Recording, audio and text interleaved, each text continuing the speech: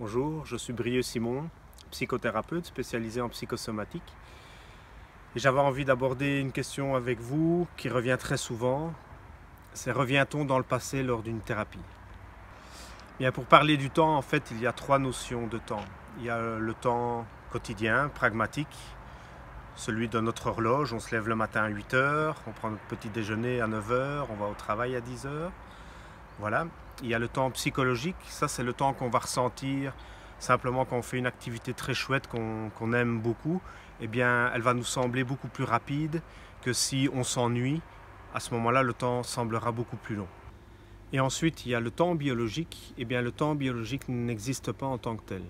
Je vais prendre la métaphore de l'informatique pour en parler.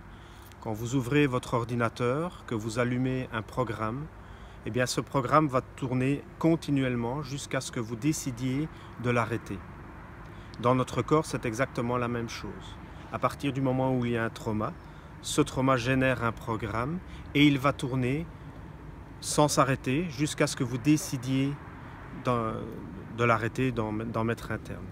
Donc si vous avez un trauma à l'âge de 3 ans par exemple, une énorme chute en vélo ou quelque chose comme ça, eh bien, et que vous avez vécu une peur très intense, il y a un programme qui est mis en route à ce moment-là, et ce programme ne va pas s'arrêter tant que vous ne retournez pas dans les sensations et les émotions qui ont généré ce programme-là. Et donc en découvrant que finalement, tant qu'on n'arrête pas le programme, il continue, donc je vous invite vraiment à prendre soin de vous, à prendre soin de votre trauma, puisque si vous ne prenez pas soin de votre trauma, ils vont continuer jusqu'aux générations prochaines. Et c'est ce qu'est en train de découvrir et de mettre en lumière l'épigénétique, qui est cette science qui étudie le comportement des gènes en relation avec l'environnement. Alors quand je parle d'environnement, je parle de quoi? De la nutrition, de l'environnement écologique dans lequel on vit, mais également et surtout notre environnement émotionnel, notre rapport au monde, notre rapport aux gens. Voilà, je vous remercie d'avoir suivi cette vidéo. Je vous reçois sur Ciney, sur Genneval et sur Liège. Si vous souhaitez poser une question ou laisser un commentaire, n'hésitez pas.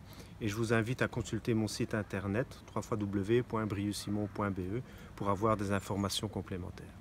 Une très belle journée à vous. Au revoir.